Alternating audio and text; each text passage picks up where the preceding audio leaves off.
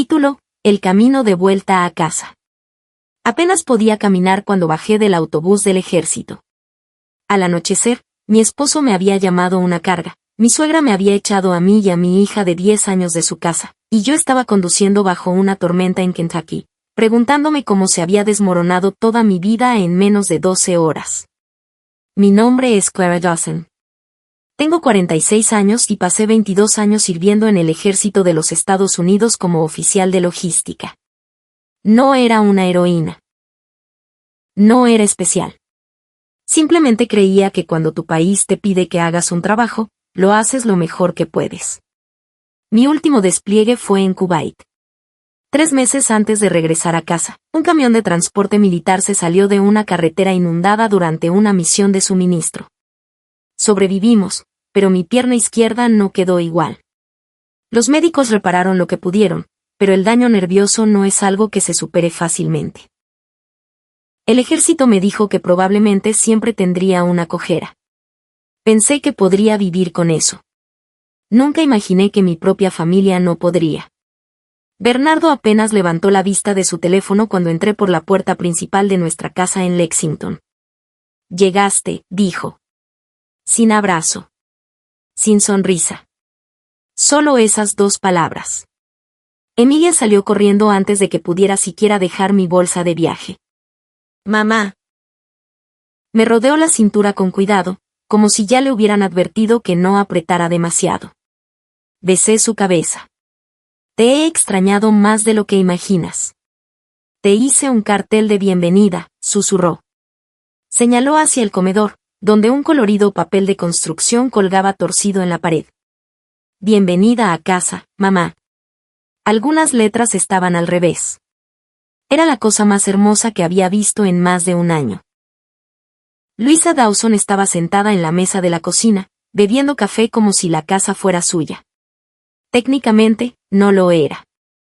Emocionalmente, actuaba como si lo fuera. Me miró de arriba a abajo. «Así que así es como has vuelto». Forcé una sonrisa. «Los médicos dicen que seguiré mejorando». Se encogió de hombros. «Ya veremos». Esa noche se sintió extrañamente silenciosa. Bernardo apenas habló durante la cena. Emilia intentaba llenar el silencio hablando de la escuela, su equipo de fútbol y el gato callejero que alimentaba detrás del garaje. Cada vez que reía, Bernardo parecía molesto. Después de que Emilia subiera a ducharse, Bernardo finalmente habló. «Necesitamos ser honestos el uno con el otro». Conocía ese tono. Lo había oído en soldados antes de dar malas noticias. «¿Qué pasa?». Se frotó la frente. No esperaba que las cosas fueran así. Miré mi pierna. «¿Te refieres a que cojeó?». «Me refiero a todo». Se levantó y caminó hacia la ventana. «He estado pensando durante meses. Sentí que el estómago se me contraía. No creo que pueda seguir con esto». «¿Seguir con qué?». «Con este matrimonio». La habitación de repente pareció mucho más pequeña. «Pasé un año preguntándome si volvería a casa», dije en voz baja. «Y yo pasé un año dándome cuenta de que no quiero pasar el resto de mi vida cuidando a alguien». Lo miré fijamente. «No necesito que alguien me cuide». «Lo dices ahora». Antes de que pudiera responder, Luisa entró en la sala llevando mi maleta. La dejó junto a la puerta principal, sin cuidado. «Lo siento, Clara», dijo, aunque no sonaba arrepentida en absoluto. «Bernardo merece una oportunidad de ser feliz». Miré de ella a mi esposo. Ninguno de los dos apartó la mirada. Emilia bajó las escaleras en ese momento. Se quedó paralizada. «Mamá». Bernardo ni siquiera miró a su hija. Me arrodillé con el mayor cuidado posible y la abracé. «Vamos a dar un pequeño paseo». «¿Bajo la lluvia?». «Sí». Asintió sin hacer más preguntas. Los niños siempre saben más de lo que los adultos creen. 20 minutos después, los limpiadores del parabrisas luchaban contra cortinas de agua mientras dejábamos Lexington atrás. No tenía ningún destino en mente, excepto un lugar que no había visto en casi 20 años, mi casa de la infancia. La vieja granja que mi padre había dejado atrás. Siempre había planeado venderla algún día. No tenía idea de que al amanecer esa casa cambiaría todo lo que creía sobre mi pasado y mi futuro. La lluvia no cesó. Golpeaba contra mi vieja Ford Explorer con tanta fuerza que los faros apenas perforaban la oscuridad. La Interestatal 64 estaba casi vacía, salvo por algún que otro camión que levantaba cortinas de agua a su paso. Emilia se había dormido aproximadamente una hora después de salir de Lexington. Todavía llevaba su pequeña mochila rosa en los hombros.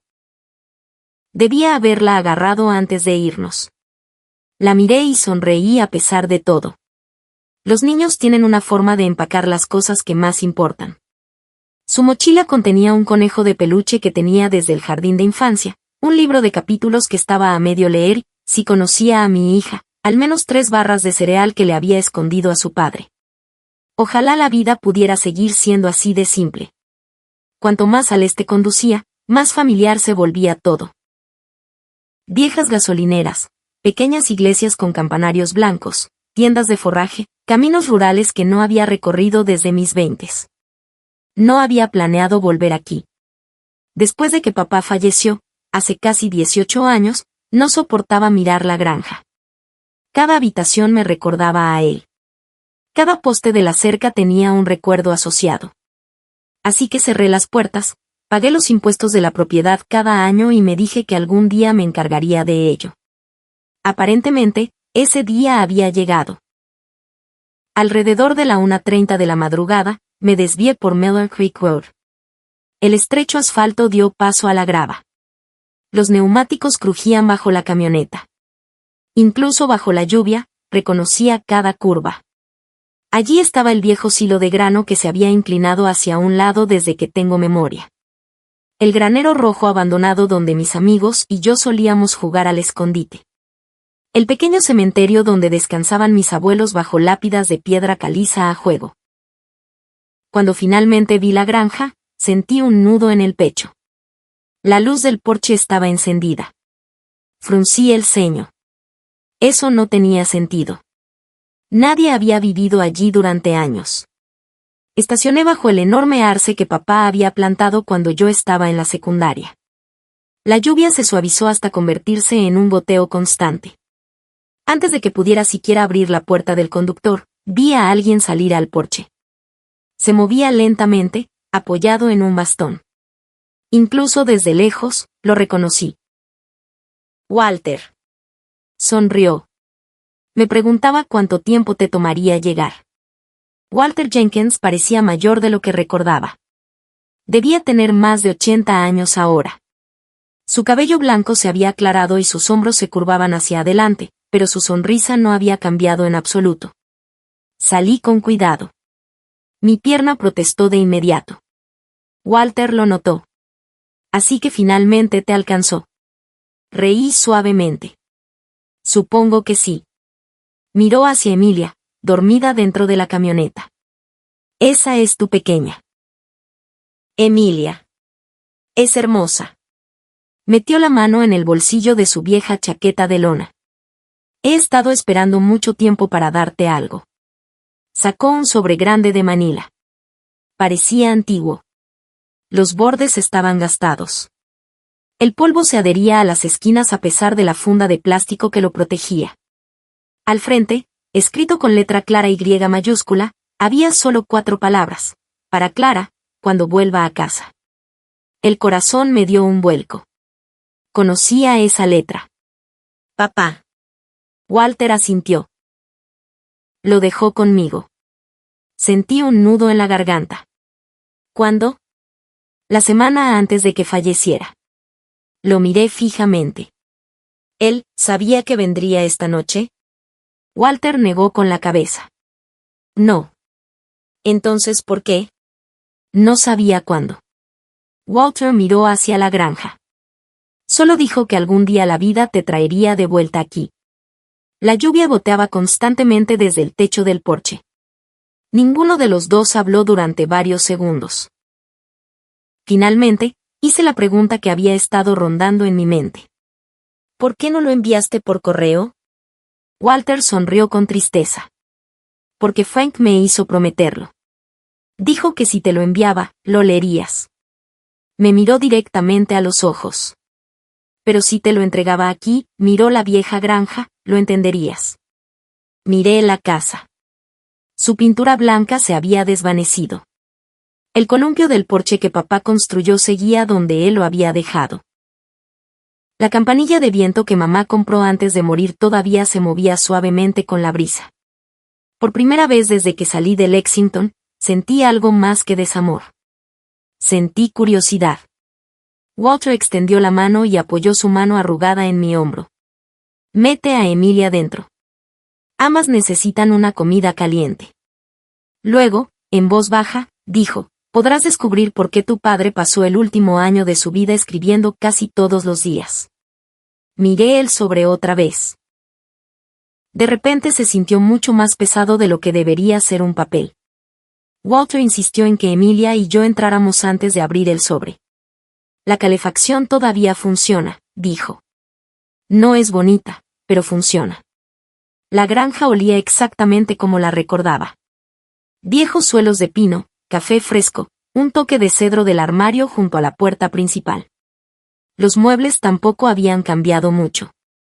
El sillón de papá seguía frente a la chimenea de piedra. Sus gafas de lectura descansaban sobre la pequeña mesa junto a él, como si solo hubiera salido unos minutos. Por un segundo, olvidé que había muerto hace 18 años.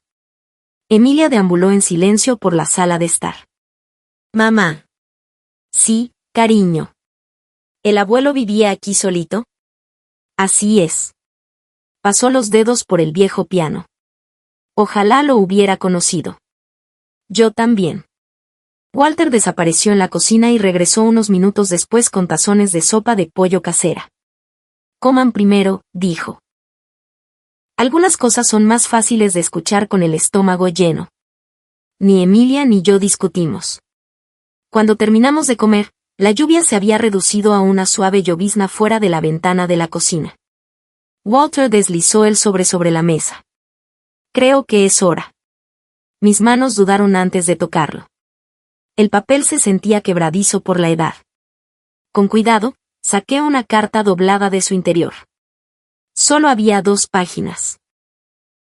En la parte superior, con la inconfundible letra de mi padre, había 6 palabras simples. Mi querida Clara, si estás leyendo esto. Dejé de respirar por un momento. Walter miró silenciosamente por la ventana, dándome privacidad. Desdoblé la segunda página.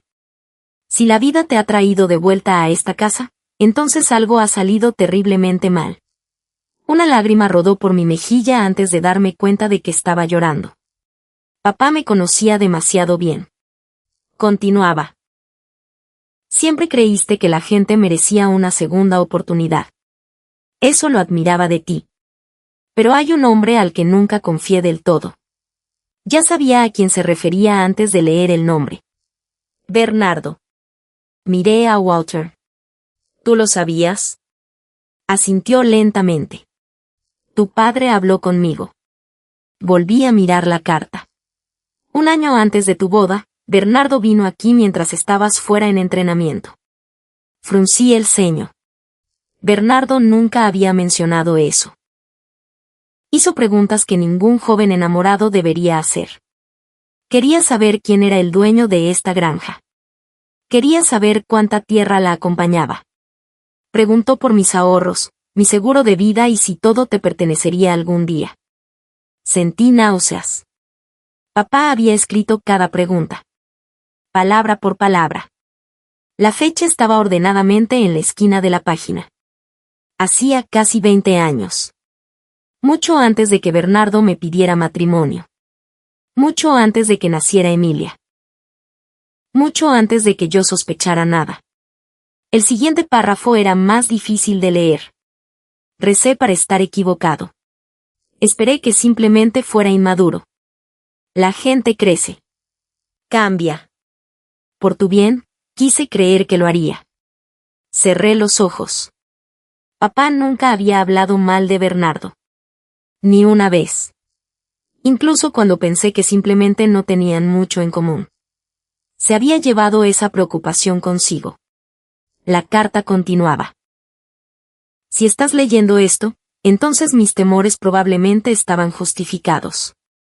Por favor, no pierdas energía preguntándote si, de alguna manera, tú lo causaste. Algunas personas solo aman lo que creen que pueden ganar. Cuando no queda nada que tomar, se van. Emilia se acercó y tomó mi mano en silencio. Mamá. Estoy bien. No era cierto, pero necesitaba que ella lo creyera. Al final de la página, papá había escrito algo inesperado. Hay algo más que debes saber. No dejé esta granja desprotegida. Mis ojos se movieron más rápido. Varios meses después de la visita de Bernardo, contraté al abogado Harold Benson en Winchester. Creó un fideicomiso a tu nombre. ¿La granja? ¿Los terrenos circundantes? ¿Los derechos mineros? ¿Cada cuenta de inversión? Están todos protegidos. Miré fijamente las palabras. ¿Qué fideicomiso? Walter sonrió con suavidad. ¿De verdad no lo sabías? Negué lentamente con la cabeza. Papá nunca había mencionado nada de eso.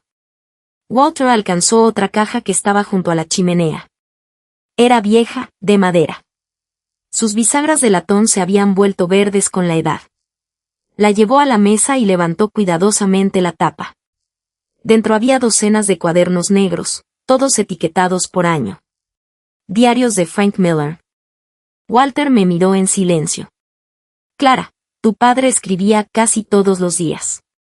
Miré la pila. Debía haber 20 años de sus pensamientos dentro de esa caja. Y de alguna manera, sabía que la carta solo había arañado la superficie. No dormí esa noche. Emilia se acurrucó en el viejo sofá, bajo una de las colchas hechas a mano por mi madre, y se durmió casi de inmediato. Los niños tienen una capacidad asombrosa para encontrar paz en lugares donde los adultos guardan recuerdos dolorosos. La envidié. La granja estaba en silencio, excepto por el tic-tac del reloj de pie en el pasillo. Cada hora sonaba, recordándome cuánto de mi vida se había escapado sin que yo viera lo que tenía delante de mis ojos. Walter se había ido pasada la medianoche. Antes de irse, apoyó la mano en la caja de madera de los diarios. No los leas a toda prisa, dijo. Tu padre no estaba escribiendo historia. Te estaba escribiendo a ti. Alrededor de las 2 de la madrugada, llevé el primer cuaderno a la cocina. La portada decía 2005, el año antes de que Bernardo y yo nos casáramos. Me preparé una taza de café, aunque sabía que el sueño no llegaría de todos modos. La letra de papá llenaba cada página. Algunas entradas eran ordinarias. Hoy cambié el aceite del tractor. La cerca necesita reparación antes del invierno. Clara llamó desde Texas. Suena feliz. Leer esos pensamientos simples me hizo sonreír. Luego llegué a una entrada fechada el 17 de octubre. Papá había subrayado la fecha. Bernardo pasó hoy. Preguntó si Clara me había hablado de sus planes futuros. Dije que había mencionado el matrimonio. Sonrió, pero sus ojos se quedaron en los papeles esparcidos sobre mi mesa de la cocina. Pasé la página. Luego hizo preguntas que no me sentaron bien. Papá las enumeró una tras otra. ¿Cuánta tierra viene con la granja? ¿Clara heredará todo? ¿Hay deudas?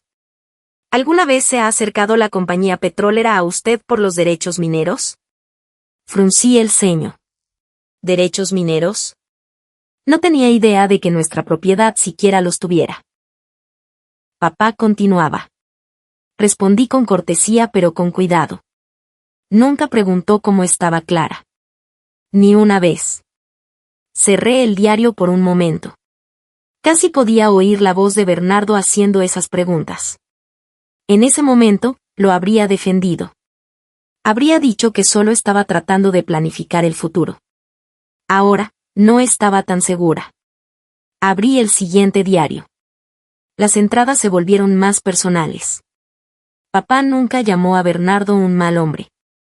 No era su estilo. En cambio, simplemente describía lo que veía. Bernardo pidió prestados 3,000 pesos hoy. Dijo que estaba atrasado en las tarjetas de crédito. Un mes después, otro préstamo. Luego, 5,000 pesos esta vez. Miré fijamente la página. Bernardo siempre me había dicho que le iba bien económicamente. Él manejaba nuestras facturas, nuestros ahorros, nuestra cuenta de jubilación.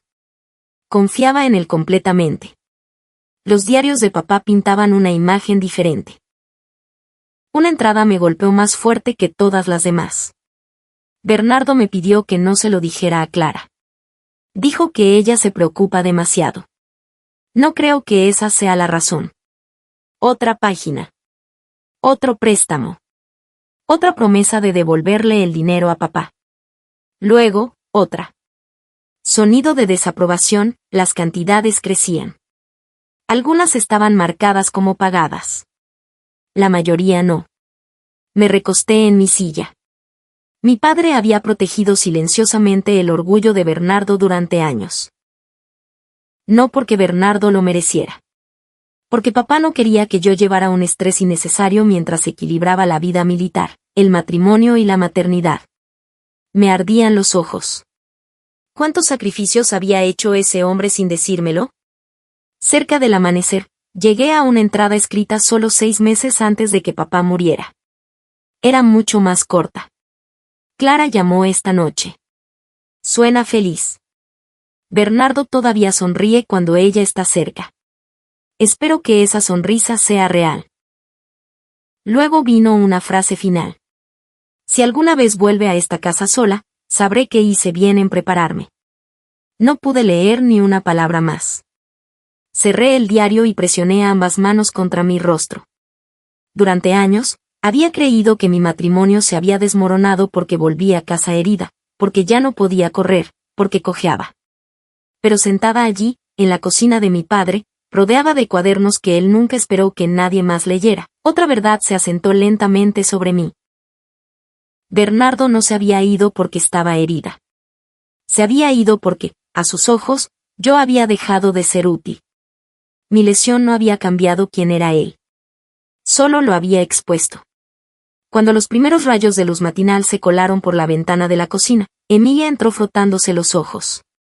Me miró a mí y luego a la pila de diarios. ¿El abuelo escribió todo eso? Asentí. Claro que sí. Se subió a mi regazo como solía hacer cuando era pequeña. ¿Qué aprendiste? La abracé y miré hacia el amanecer más allá de los campos. Aprendí que el abuelo pasó años protegiéndonos. Hice una pausa. Y creo que al fin me toca a mí terminar lo que él empezó. La primera semana no se pareció en nada a las películas. Nadie apareció con un milagro.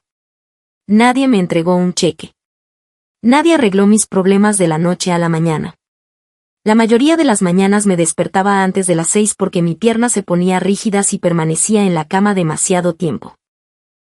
Los médicos del ejército me habían advertido que las mañanas probablemente serían las más difíciles. No se equivocaban.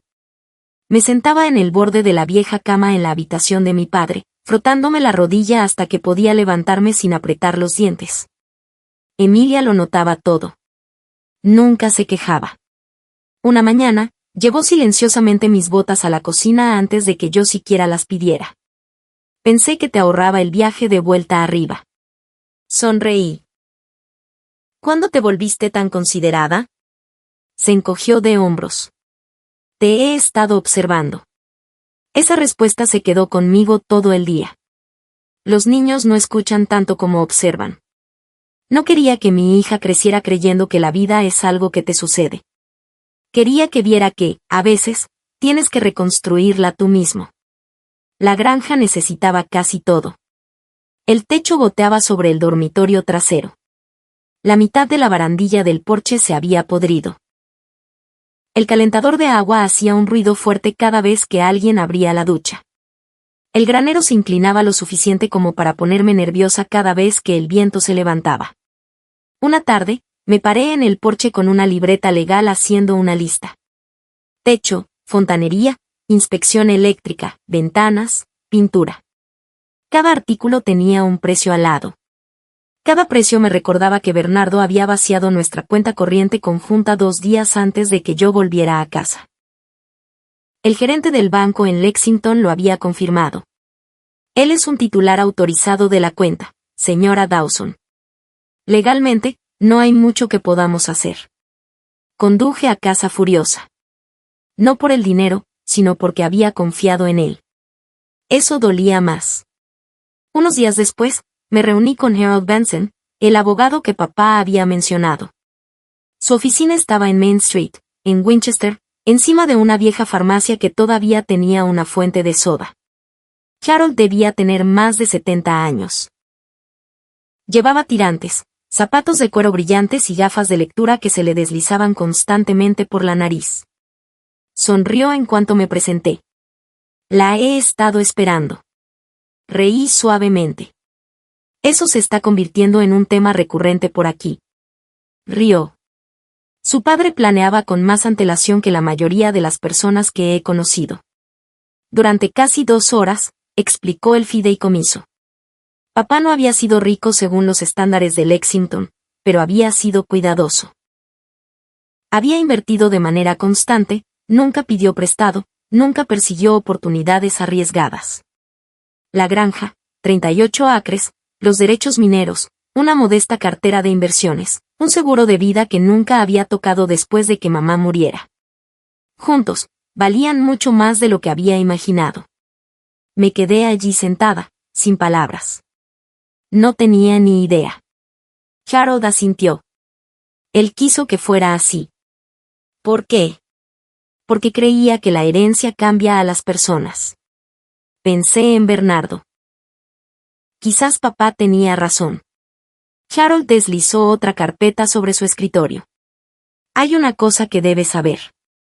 La abrí. Dentro había copias de varios documentos legales. Una firma llamó inmediatamente mi atención. La de Bernardo. Él firmó estos hace unos 15 años. Miré a Harold. No entiendo. Cuando su padre refinanció una pequeña sección de la propiedad, Bernardo firmó un reconocimiento legal en el que declaraba que entendía que esta finca le pertenecía únicamente a usted. Parpadeé. Él lo sabía. Lo sabía absolutamente. Me recosté en la silla. Así que Bernardo no solo había supuesto que algún día heredaría. Lo había sabido durante años y, aún así, me había mirado a los ojos después de cada despliegue fingiendo que el dinero no importaba. Cuando salí a la calle, el sol de la tarde se sentía más cálido que en semanas.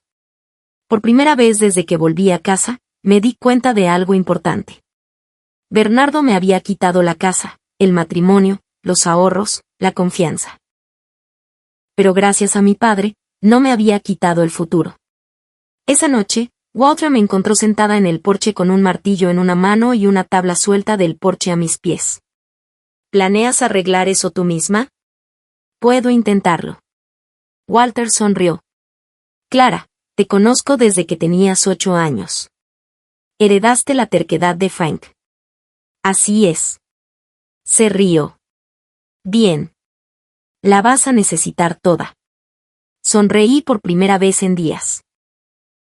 De alguna manera, escuchar eso de un viejo amigo de la familia se sintió mejor que cualquier discurso sobre mantenerse fuerte. Mañana empezaría a reparar el porche tabla por tabla. Igual que empezaría a reparar mi vida día a día. Para la segunda semana, el porche estaba terminado. No era perfecto. Una tabla estaba un poco más alta que las otras y la pintura blanca no combinaba del todo con la barandilla más vieja. Pero cada vez que salía con mi café matutino, lo miraba con un tranquilo orgullo. Lo había construido, o al menos, lo había reconstruido. Eso se sentía como una buena metáfora para mi vida. Cada mañana seguía la misma rutina. Estiraba mi pierna antes del amanecer, preparaba el desayuno para Emilia, la llevaba a la escuela primaria Miller Creek y luego volvía a la granja con una lista de reparaciones esperándome. Algunos días mi pierna cooperaba. Otros días me recordaba exactamente por qué me habían dado la baja médica. Odiaba pedir ayuda. El ejército te enseña que resuelves problemas, no te conviertes en uno. Walter pareció entender eso antes que yo. Un sábado por la mañana, escuché camionetas entrando en el camino de entrada. Luego otra y otra. Cuando salí al porche, 6 camionetas estaban estacionadas junto al granero. Hombres y mujeres bajaban cargando cajas de herramientas, escaleras, cubos y suficiente madera para reconstruir medio condado. Miré a Walter. ¿Qué es todo esto? Sonrió. Hice unas cuantas llamadas. Uno de los hombres se acercó con una sonrisa fácil. Era alto, de hombros anchos, con una gorra desgastada del cuerpo de marines. Me tendió la mano. Soy Miguel Rivas. Walter me dijo que eras del ejército. Lo era. Se rió. Una vez del ejército, siempre del ejército. Antes de que pudiera responder, una mujer que llevaba una caja de brochas de pintar se acercó a su lado. Soy Susana. Mi esposo sirvió con la 101ª hace años. Señaló la casa. Ese techo no se va a arreglar solo. En 30 minutos, la propiedad parecía un sitio de construcción. Alguien subió al techo. Otro reparó las contraventanas sueltas. Otro voluntario reemplazó los postes rotos de la cerca. Nadie pidió dinero. Nadie esperaba nada. Simplemente aparecieron. Me quedé allí sintiéndome casi incómoda. No puedo dejar que hagan todo esto. Miguel me miró como si hubiera dicho algo ridículo. Tú ya hiciste tu parte. Yo solo conducía camiones y gestionaba suministros. Y esos suministros mantuvieron con vida a la gente. No hubo mucho más que pudiera decir después de eso. Alrededor del almuerzo, Walter llevó una mesa plegable al jardín. Pronto se cubrió de sándwiches, ensalada de patatas, limonada y pasteles caseros. La señora Carter, que vivía al final del camino, le dio a Emilia 2 galletas con chispas de chocolate. Oí que estás ayudando a tu mamá. Emilia sonrió con orgullo. He estado organizando las herramientas del abuelo. La señora Carter guiñó un ojo. Parece que eres la capataz. Emilia se rió. Fue la primera risa despreocupada que escuché de ella desde que salimos de Lexington. Eso por sí solo hizo que todo el día valiera la pena. Mientras todos comían juntos bajo el arce, me di cuenta de algo que me tomó por sorpresa. Estas personas apenas me conocían ya. Algunas no me habían visto desde la secundaria, y sin embargo, habían venido sin que se lo pidieran. Mientras tanto, las personas con las que había vivido durante casi 20 años me habían dado la espalda. La vida tiene una extraña manera de mostrarte quién es realmente tu familia. Más tarde esa tarde, Harold Benson llegó en su coche. Bajó con una carpeta gruesa. Pensé que querría ver esto. Nos sentamos en el porche mientras los demás seguían trabajando. Harold abrió la carpeta. Revisé todos los documentos que dejó su padre. Ajustó sus gafas. Clara, hay otra capa en esto. Levanté una ceja. ¿Qué quiere decir? Frank no solo estaba protegiendo la propiedad. La estaba protegiendo a usted exactamente de la situación que enfrenta ahora. Deslizó un documento hacia mí. En la parte inferior estaba la firma de Bernardo. De nuevo. Esto es una renuncia postnupcial que su padre solicitó hace años. Nunca la he visto. No se suponía que la viera. Harold señaló la firma. Bernardo reconoció por escrito que ni él ni sus futuros herederos tendrían jamás ningún derecho sobre la herencia de su padre. Miré fijamente el papel. Entonces, si Bernardo decide pelearme, puede intentarlo. Su expresión se volvió seria. Pero perderá. Por primera vez desde que me fui conduciendo de Lexington en medio de esa tormenta, sentí algo que no me había permitido sentir: seguridad. No por el dinero, no por la granja, sino porque mi padre me había querido lo suficiente como para pensar 10 pasos adelante. Esa noche, después de que todos se fueran, Emilia y yo nos paramos en el porche viendo cómo el atardecer pintaba los campos de oro. Ella deslizó su mano en la mía. Mamá. Sí. Creo que el abuelo sabía que volveríamos a casa. Miré a través de los campos tranquilos donde mi padre había pasado la mayor parte de su vida. Quizás no sabía cuándo, pero de alguna manera se aseguró de que nunca tuviéramos que enfrentarlo solas. Un mes después de que Emilia y yo nos mudáramos a la granja, la vida finalmente se asentó en algo que se parecía a una rutina. Emilia amaba su nueva escuela. La directora, la señora Paredes, la había presentado a otra niña llamada Lucía el primer día, y las dos se volvieron inseparables rápidamente. Cada tarde paseaban en bicicleta por Miller Creek Road hasta que se encendía la luz del porche. Ver a Emilia reír de nuevo hacía que cada músculo dolorido valiera la pena. En cuanto a mí, pasaba las mañanas reparando la granja y las tardes ayudando a Miguel Rivas con el inventario en su ferretería en el pueblo.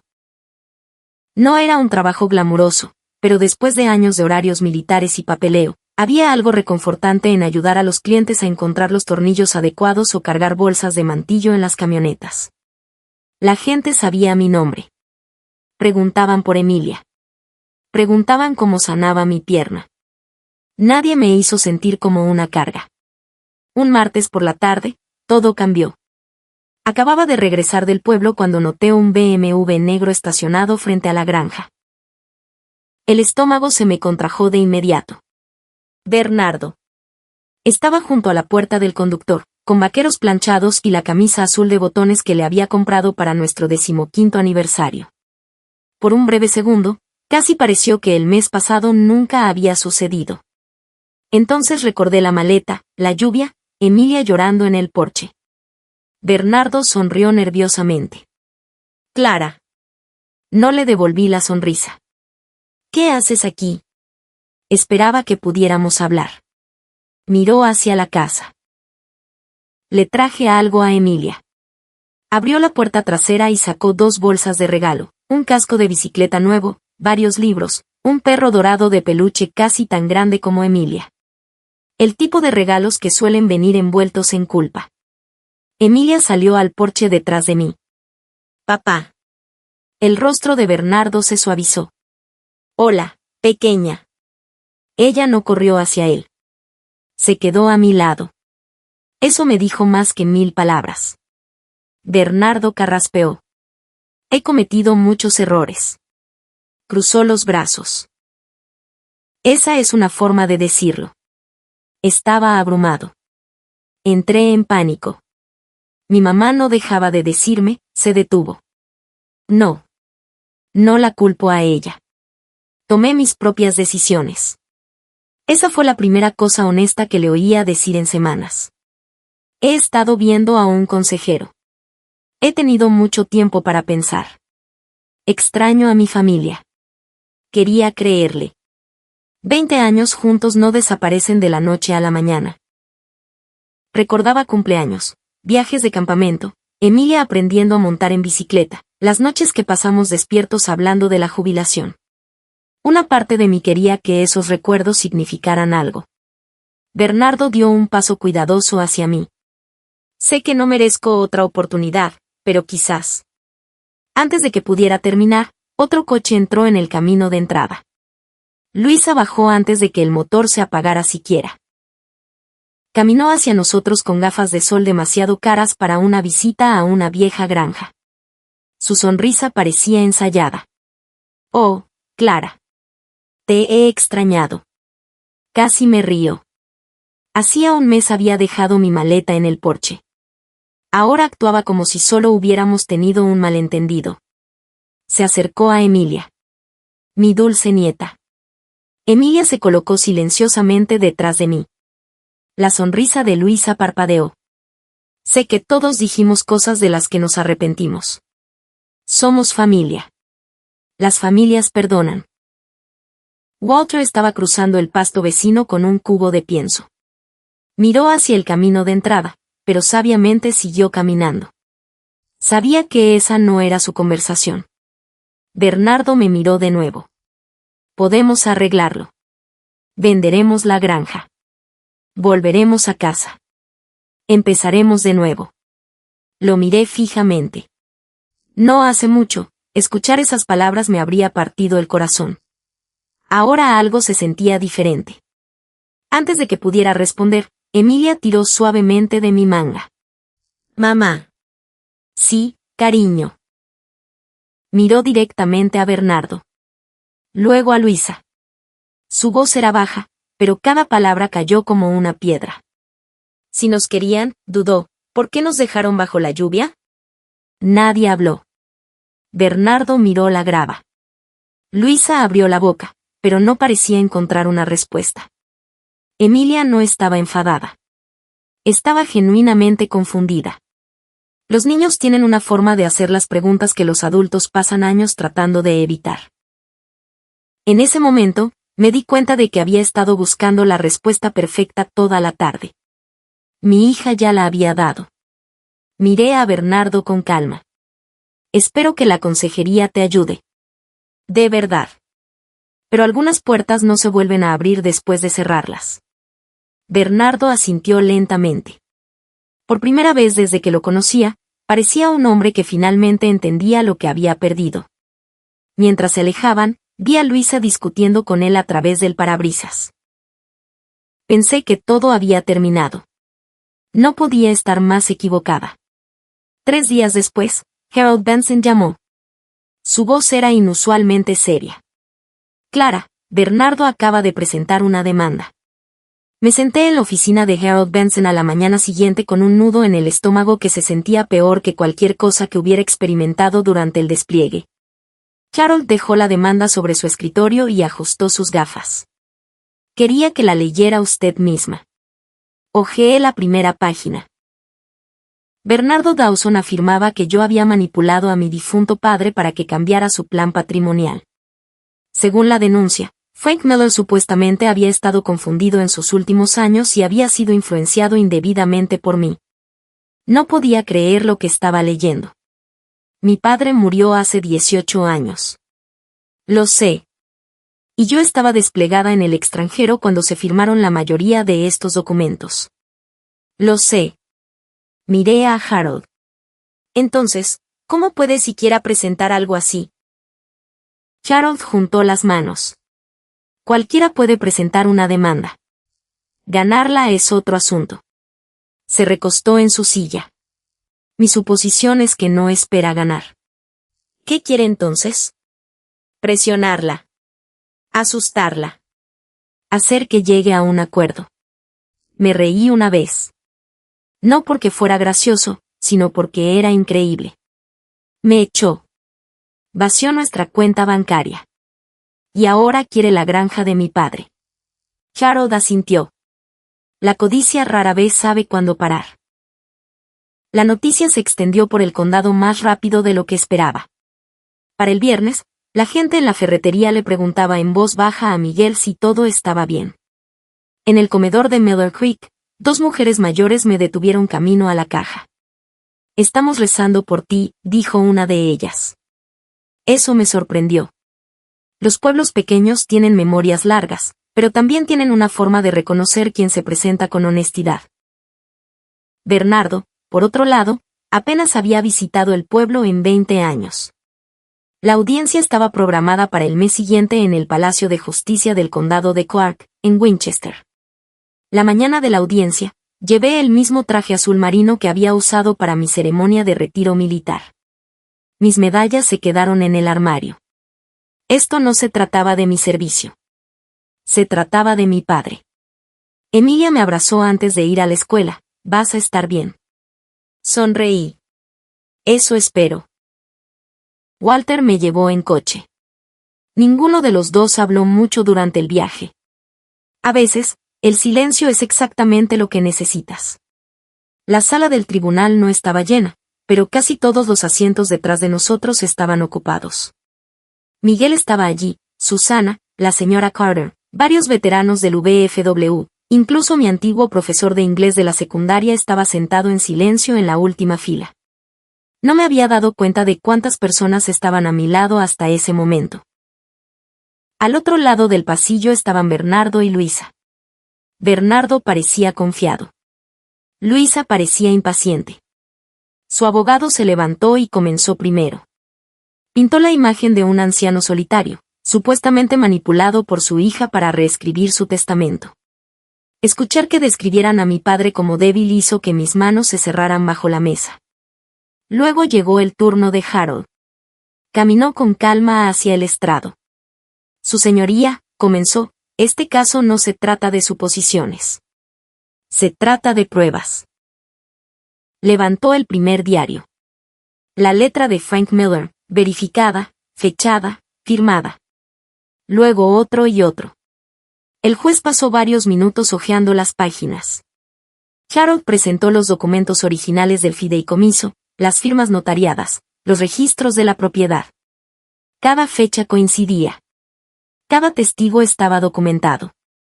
Luego, Walter subió al estrado. Habló en voz baja, sin levantar nunca la voz. Explicó exactamente cuándo Frank le había confiado el sobre, exactamente por qué lo había guardado, exactamente lo que Frank le había dicho. El abogado de Bernardo intentó desacreditarlo. Señor Jenkins, a su edad, ¿está seguro de que su memoria es fiable? Walter sonrió. Tengo 83 años. Olvido dónde dejo las llaves de mi camioneta, pero no olvido las promesas que le hice a mi mejor amigo. Algunas personas en la galería sonrieron. Incluso la expresión del juez se suavizó. Luego, Harold presentó una prueba final, la renuncia firmada por Bernardo, el mismo documento que reconocía que no tenía ningún derecho legal sobre la herencia de Frank Miller. Harold se lo entregó al juez. La sala se quedó tan silenciosa que podía oír el aire acondicionado zumbando en el techo. La confianza de Bernardo desapareció. Por primera vez en toda la mañana, parecía preocupado. Y me di cuenta de que este caso no se estaba desarrollando como él había imaginado. El abogado de Bernardo fue el primero en romper el silencio. Su señoría, dijo, carraspeando, nos gustaría pedir un breve receso. El juez miró la renuncia firmada y luego a él. Tienen 10 minutos. Mientras todos se ponían de pie, Harold se inclinó hacia mí. No esperaba ese documento. No. Pensó que su padre nunca planeó con antelación. Harold sonrió. Frank Miller planeaba con más antelación que casi cualquier persona que haya conocido. Miré al otro lado de la sala. Bernardo estaba paseando cerca de las ventanas, pasándose ambas manos por el cabello. Luis estaba a su lado hablando rápido, pero él apenas parecía oírla. Por primera vez desde que todo esto comenzó, parecían inseguros. No asustados, solo sin excusas. Cuando la audiencia se reanudó, el abogado de Bernardo intentó un enfoque diferente. Argumentó que los diarios de Frank representaban solo una parte de la historia. Son opiniones personales, dijo. No demuestran intención. Harold se levantó de nuevo. Estoy de acuerdo. El abogado pareció sorprendido. Harold continuó. Por eso también presentamos los registros bancarios. Entregó otra carpeta al alguacil. El juez revisó varias páginas. Entonces, estas transferencias. Harold asintió. Cada una de ellas provino directamente de la cuenta personal de Frank Miller. El juez pasó otra página. Fueron depositadas en la cuenta del señor Dawson. Sí, su señoría. Bernardo se movió incómodo en su silla. Harold no había terminado. También tenemos copias de los recibos escritos a mano. Los recibos coincidían casi perfectamente con las entradas del diario. 3,000 pesos, 5,000 pesos, 1,200 pesos, 800 pesos. Préstamo tras préstamo, año tras año. Cada uno llevaba la firma de Bernardo. Cada uno incluía la misma promesa escrita a mano, te pagaré pronto. Harold miró a Bernardo. ¿Lo hizo? Bernardo miró fijamente la mesa. Su abogado respondió en su lugar. Mi cliente no está siendo juzgado por préstamos personales. Harold asintió cortésmente. No. Pero esos préstamos establecen una relación. Muestran que el señor Miller ayudó repetidamente a su yerno económicamente. Hizo una pausa. No al revés. El punto caló. El juez lo entendió de inmediato. La historia de Bernardo dependía de convencer al tribunal de que papá había estado confundido y manipulado. En cambio, las pruebas mostraban algo completamente diferente, un hombre cauteloso, un padre paciente, alguien que documentaba casi todo porque quería proteger a su hija. Luisa pidió de repente dirigirse al tribunal. El juez dudó antes de permitírselo. Se levantó alisando su chaqueta. Mi hijo quería a Clara. Sé que cometió errores. Pero las familias discuten. Me miró. Seguramente no necesitamos destruirnos mutuamente por viejos malentendidos. Casi me río. ¿Viejos malentendidos? Que me echaran de mi propia casa con mi hija durante una tormenta no era un malentendido. Tampoco vaciar nuestra cuenta bancaria. Tampoco esta demanda. El juez miró a Luisa. Señora, este tribunal no está decidiendo si su familia tuvo desacuerdos. Estamos decidiendo si hay alguna base legal para esta reclamación. Luisa se sentó lentamente. Por primera vez desde que la conocía, no tenía nada más que decir. El juez revisó sus notas durante varios minutos de silencio. Luego levantó la vista. Habiendo revisado las pruebas presentadas hoy, hizo una pausa. Este tribunal no encuentra evidencia alguna de que Frank Miller careciera de capacidad legal. Pasó otra página. Los documentos de planificación patrimonial son válidos. El fideicomiso es válido. La renuncia firmada por el señor Dawson es válida. Cerró el expediente. En consecuencia, este caso se desestima con perjuicio. Un murmullo silencioso recorrió la sala. Desestimado con perjuicio. Incluso yo sabía lo que eso significaba. Bernardo no podía simplemente presentar la misma demanda de nuevo. El juez no había terminado. Miró directamente a Bernardo. Señor Dawson, las pruebas presentadas hoy sugieren que esta demanda nunca debería haber sido presentada. Le recomiendo encarecidamente que lo considere antes de emprender cualquier otra acción legal. Los hombros de Bernardo se hundieron. Parecía 10 años mayor que esa mañana. Afuera del juzgado, un reportero del periódico local se me acercó. Señora Dawson, ¿le gustaría hacer algún comentario? Miré a Bernardo subiendo silenciosamente a su coche. Por un momento, pensé en todo lo que podría decir. Luego recordé algo que mi padre solía decirme: no tienes que ganar todas las discusiones. A veces, vivir bien es suficiente. Sonreí cortésmente al reportero. No tengo nada que añadir. Luego me giré hacia Walter. Estaba esperando junto a los escalones del juzgado con la misma sonrisa amable que había llevado la noche en que me entregó ese sobre polvoriento. Sin decir una palabra, caminamos juntos hacia el aparcamiento. No caminaba perfectamente. Probablemente nunca volvería a hacerlo. Pero por primera vez desde que volví a casa, no llevaba el peso sola. La vida no se volvió perfecta de repente después del juzgado. La vida real no funciona así. El techo todavía necesitaba otra reparación antes del invierno. Mi pierna todavía me dolía cada vez que una ola de frío azotaba Kentucky. Algunas mañanas todavía buscaba mi teléfono, olvidando por un segundo que ya no había un marido esperando un mensaje de buenos días. La curación no es una línea recta. Es una colección de días ordinarios que lentamente se vuelven más fáciles de llevar. Para la primavera siguiente, la granja lucía diferente. Pintura blanca fresca cubría el porche. Los parterres de flores a lo largo de la entrada estaban floreciendo de nuevo. Emilia y yo plantamos tomates, judías verdes y pimientos en el mismo huerto donde mi padre me había enseñado a arrancar malas hierbas sin arrancar las verduras. El abuelo se habría reído de lo torcidas que están nuestras hileras, dijo Emilia una tarde. Sonreí. Seguro que sí. Y luego las habría arreglado en silencio después de que entráramos. Ella se rió. Creo que me habría gustado. Sé que te habría gustado. Walter todavía pasaba casi todas las tardes. A veces traía maíz dulce, a veces galletas recién horneadas por su hija, a veces no traía nada.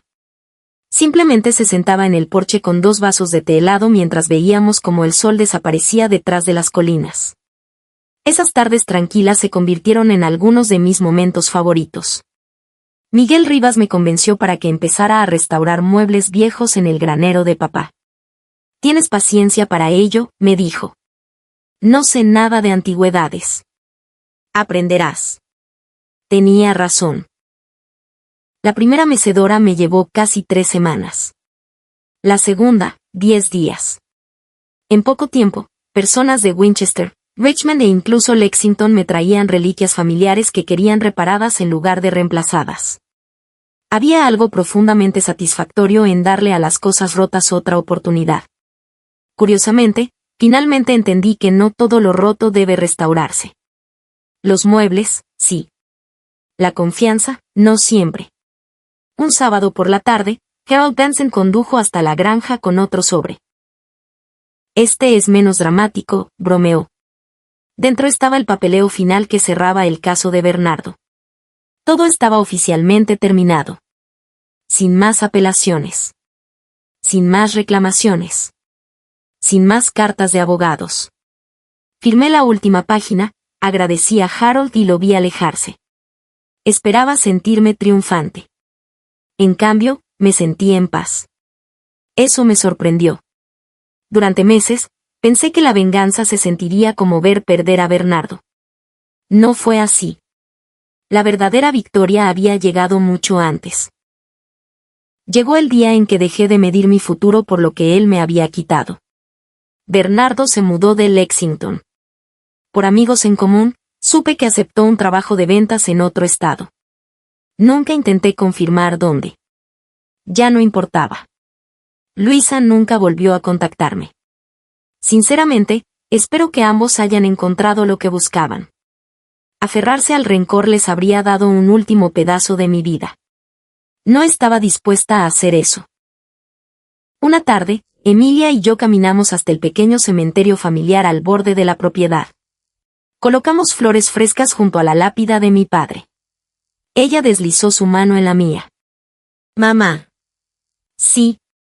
¿Crees que el abuelo sabía que todavía nos estaría cuidando? Miré el nombre grabado en la piedra. Frank Miller, amado esposo, orgulloso padre, veterano del ejército de los Estados Unidos. Sonreí entre lágrimas. Creo que el abuelo creía que el amor no se detiene solo porque alguien se haya ido. Mientras caminábamos de vuelta a la granja, me di cuenta de algo que no había entendido cuando comenzó este viaje. Pensé que mi padre me había salvado dejándome una granja. No fue así. Me salvó dejándome la verdad. Esa verdad me dio el valor para dejar de rogar por amor a personas que ya habían decidido no darlo. Si hay algo que he aprendido, es esto. A veces, el camino más difícil te lleva de vuelta a las personas y los valores que te estaban protegiendo en silencio todo el tiempo. Gracias por haber pasado este tiempo conmigo. Si la historia de Clara te recordó a alguien que quieres o incluso a ti mismo, espero que lleves ese recordatorio contigo hoy. Y si disfrutas de historias sinceras sobre resiliencia, justicia y segundas oportunidades, me sentiría honrado si me acompañaras de nuevo. Fin.